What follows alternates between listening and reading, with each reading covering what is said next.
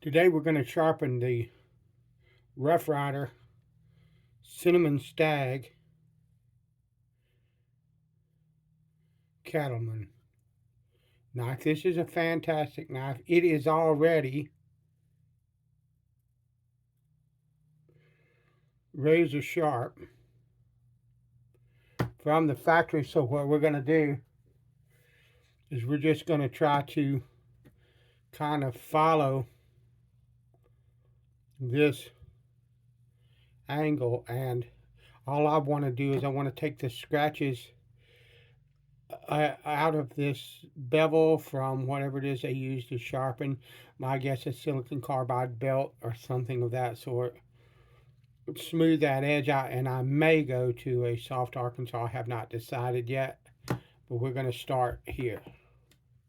I could have started here, but I don't really see the need to do that. I think that this will work just fine. This is a carbon steel knife.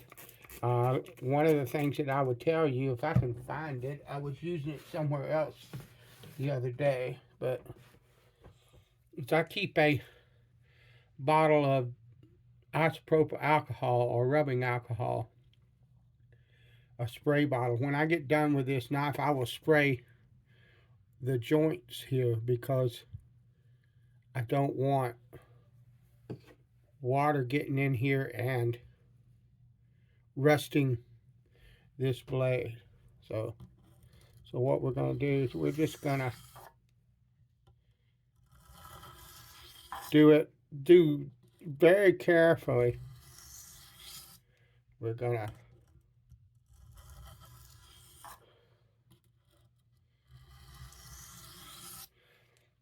feel for that edge, and we're just going to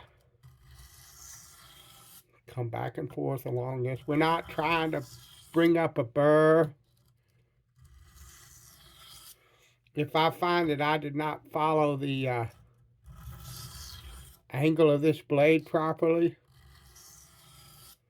then I will go back to the burr method and completely reset the bevel, because what I will have done is kind of rounded the bevel, or I will have made the bevel of this blade either steeper or shallower than what it should be. This is a gorgeous knife. It's flipping really lovely to hold in my hand. The size after that broken hand, and it's still trying, because I mean, I still can't close. I mean, I can't do that. You know, that's it. That's why I can fish, is because that'll grab hold of a rod. Okay, so this grabs this pretty good. But my friend Wayne sent me this knife, and it's absolutely gorgeous. Thank you, Wayne. And this is beautiful for holding on to, so that I can sharpen. One of the reasons I haven't been doing many sharpening videos is because a lot of the well, because I had a broken hand, but a lot of the knives that I have, they don't have. He was right.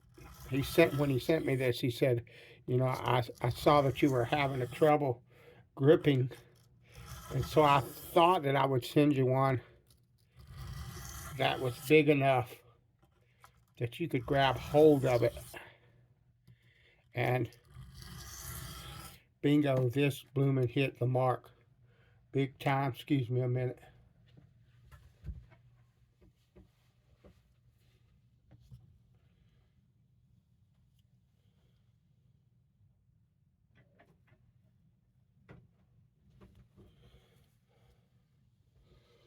It's absolutely, you can kind of see my hand still shakes. I don't have a lot of strength in this hand yet, but it's coming. It's coming. That right there is another reason I'm trying to hold it steady. That you're not seeing me doing a shaving video right now. I could shave with like a double-edged safety razor or one of the old-fashioned single edges, but I am a dyed-in-the-wool straight razor shaver, and I will save this big fat beard that I've got until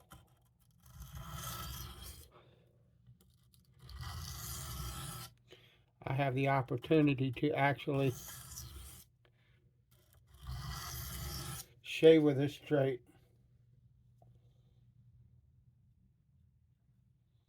And then you'll see still shaving. I was testing on my arm, but then you will see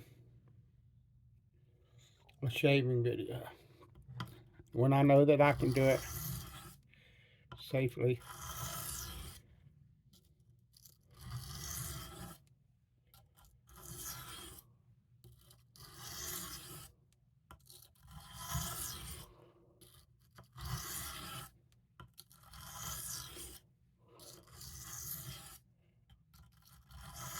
But these are things I have shown the burr method on this channel, and I teach the burr method because I know that it is a method that is very easy to comprehend, to grasp, and to do well with. But once you understand the basics and the principles behind how to sharpen something, you know, you don't have to go back and pull a burr every time you sharpen a knife. I do it only when the knife is really super dull, and I don't think that I can, because you can sharpen a knife just like this, just like what I'm doing now. That's an old school technique as well, just alternating strokes until the flipping blade is sharp. Don't be afraid to try that. Sometimes it takes longer. I think the burr method is faster in the long run.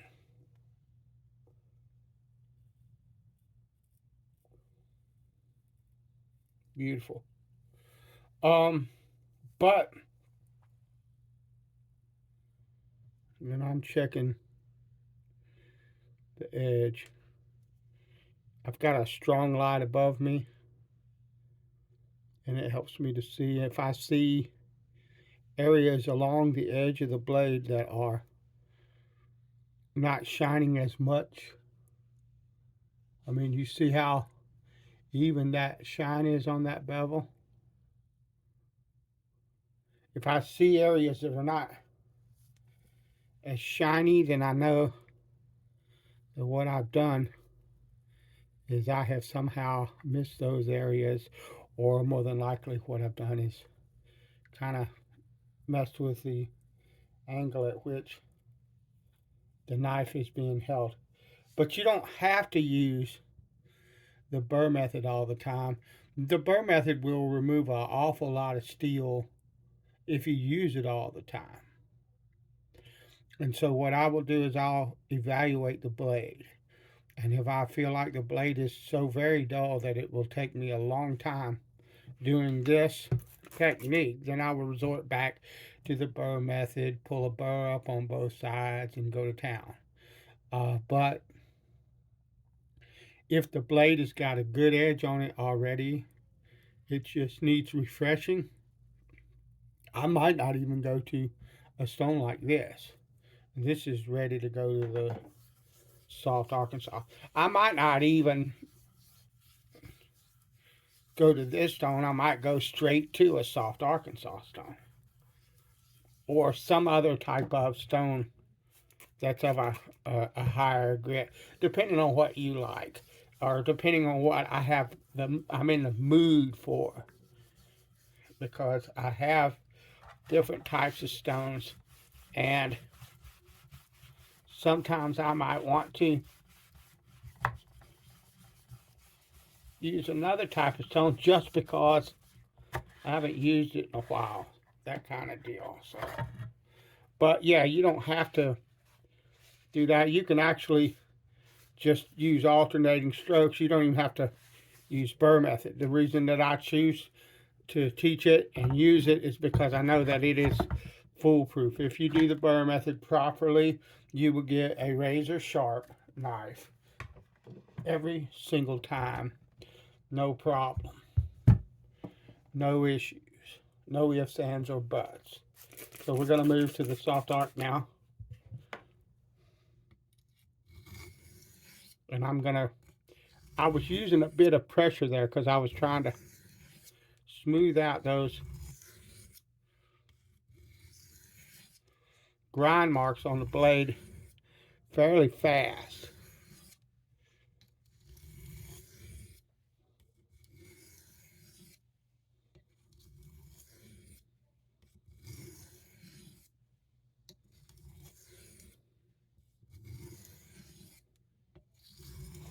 So I'm using a much lighter pressure. Now I am using some pressure. Don't ask me what the poundage of the pressure is or anything like that because I don't blooming know. And nobody else does either. They, oh, you can train your hand to feel it. Yeah, I can tell you right now that while that might be possible, there ain't a lot of people spending the actual amount of time required to actually do that properly. So when you get some guy that tells you, oh, I've got 8 pounds of pressure on this blade and yada, yada, yada, question that. Flat out question it. He's got what he thinks is 8 pounds of pressure, which may or may not be the same as what I would judge to be 8 pounds of pressure. I don't fool with that, Matt. And this, I'm using a like a medium amount or medium light amount of pressure, and you'll decide for yourself as you sharpen what that means.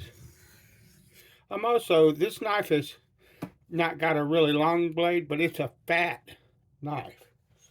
I could use like an 8-inch long stone, but I'm choosing to use this 11.5 because I can come down the stone quite a bit, down and up that stone quite a bit, and it's going to lessen the amount of passes that I need to do on this blade in order to bring it to the level of sharpness that I'm looking for.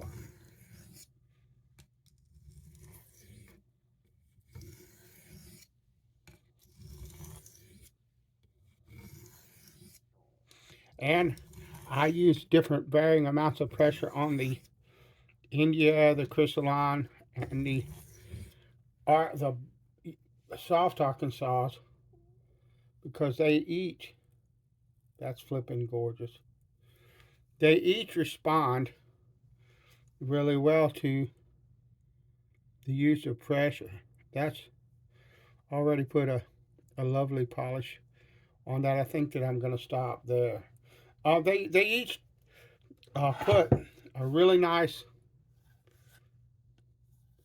edge and a variation in edge quality. I could go down this stone and use successive light patches or light passes. I can't talk today. And further refine the edge beyond what it's already been. But this knife would be a knife that I would carry. See, on this channel, you'll see me. That's lovely. On this channel, you'll see me do outdoorsy things, and don't mistake that for bushcraft because it's not, okay?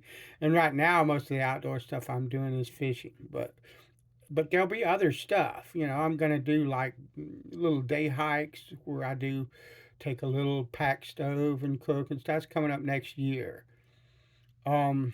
sometime next year. I'll be adding stuff like that in. But I'm a woodsman. I'm a country boy. I'm a hunter, a fisherman, outdoorsman, whatever it is you want to call that.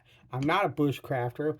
If I go into the woods and go into the woods to survive, that's exactly what I mean. It would be get in the woods. If I get lost, pitch a shelter that will keep me alive, depending on what time of year it is, so I can get up when it's daylight and carry my fat hillbilly butt out of the woods. Okay, and a knife like this will do everything I need in the woods. Be a knife to do because if I want to cut wood, I got a saw. That's how that is. I've got a folding saw to do that work. So, but yeah, and so I don't need like a super fine. I need a really sharp edge on this, but I don't need a super fine edge because it's not going to be, it's going to be asked to do an awful lot of different things. And I want tooth on this blade to be able to do a wide variety of things well. And that honestly is pretty much what I do with the majority of my knives. I rarely ever go past one of these unless it's on video, just because I know you guys like to see those stones, and I like those stones. And I'm talking about hard Arkansas, black Arkansas, translucent Arkansas, that kind of deal. Okay, I like those types of stones, and I enjoy sharpening and honing on them quite a bit. But for everyday use, and so sometimes I'll shoot a video of them, but for everyday use, it's hard to beat.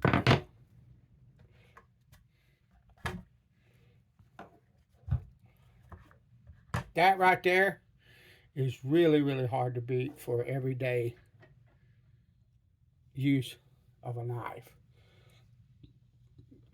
In my opinion, you really don't need to go anywhere past this for 3/4 to 7/8. I don't know how. From 90% of the things I would use a knife for, this fine India is all the edge that I really need.